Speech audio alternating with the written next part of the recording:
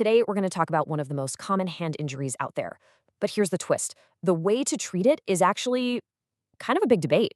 It's a real showdown between a super simple, old school method and, modern surgery. And I think you'll be surprised by who comes out on top. Okay, so picture this. Have you ever been playing sports, maybe trying to catch a basketball, or heck, even just making your bed? And bam, you jam your finger, and there's this sharp, sudden pain right at the tip. And then you look down, and something's just not right. You try to straighten it, but the very end of your finger just hangs there. It's completely limp. It's like a little wilted flower. Well, that droop, that's the classic telltale sign of a very specific injury. What you're likely looking at is something called a mallet finger. So what's actually happened? Well, you have this tiny little tendon, the extensor tendon, whose job is to pull the tip of your finger straight. When you get a mallet finger, that tendon gets torn or even pulled right off the bone. Think of it like a tiny rubber band snapping. Once it's snapped, there's just nothing left to straighten that last joint. Doctors have a very specific name for where this happens. They classify it as a Zone 1A injury. Now, all that 1A means is that the damage is right at the very, very end of your finger, literally the end of the line, where that little tendon is the thinnest and most fragile. Okay, so let's get into it. Who actually gets this injury, and how does it usually go down? Yeah, mallet finger is a super common reason people end up in the ER. If you look at the research, it happens most often to young guys, and it's usually on the long, ring, or pinky finger of the hand they use most. And, while you might think it takes a big hit, like from a football, it can seriously happen from something as simple as tucking in your bed sheets. That's the key thing to remember here. It really doesn't take much force at all.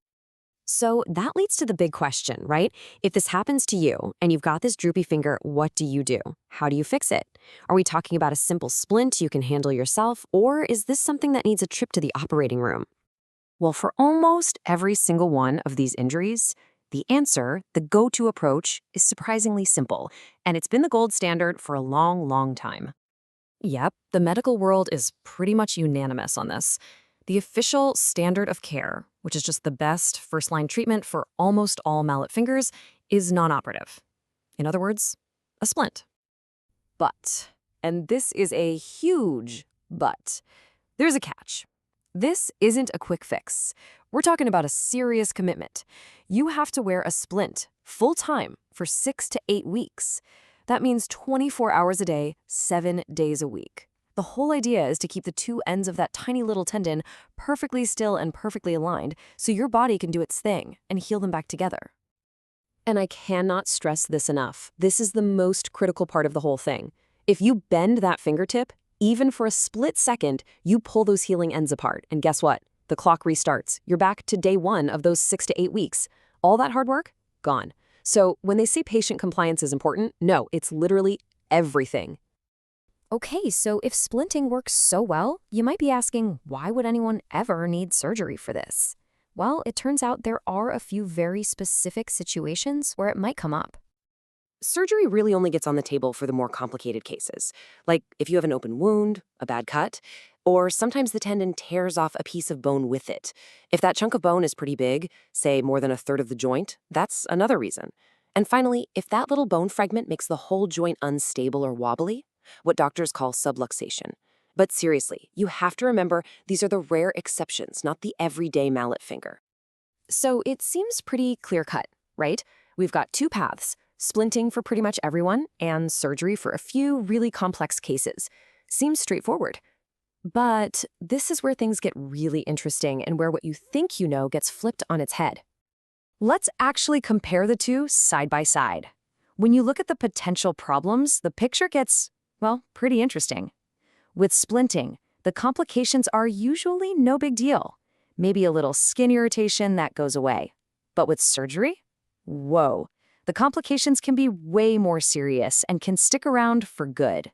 We're talking infections, the nail getting permanently messed up, pins or screws failing, and sometimes you even need more surgery to fix the first one.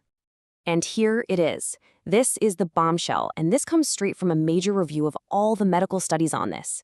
Get this, even in those really complicated cases we talked about, the ones with the big bone fractures or the wobbly joints, there is no clear proof that surgery actually gives you a better result than just sticking with the splint. Just let that sink in for a second. The option that's way more invasive with way worse potential complications has never actually been proven to be better. So, after all that, what have we learned? What's the bottom line here? Okay, let's break it down. Takeaway number one, splinting is the hands-down champion. It's simple, it's non-invasive, and it just works. Number two, our bodies are actually amazing at healing this specific injury all by themselves, as long as we give them a chance. Number three, the biggest thing that determines if you'll have a good outcome? Your commitment to wearing that splint without cheating. And finally, number four, surgery? Well, it comes with a lot more risks, and even for the tough cases, there's no solid proof that it's any better. And that kind of leaves us with a really fascinating thought, doesn't it? In this world of high-tech medicine, we're always looking for the newest, most advanced fix. But when it comes to a mallet finger, it turns out the most powerful, the most effective, and the most proven tool isn't a scalpel or a surgical pin. It's something way, way simpler. Just good old-fashioned, uninterrupted patience.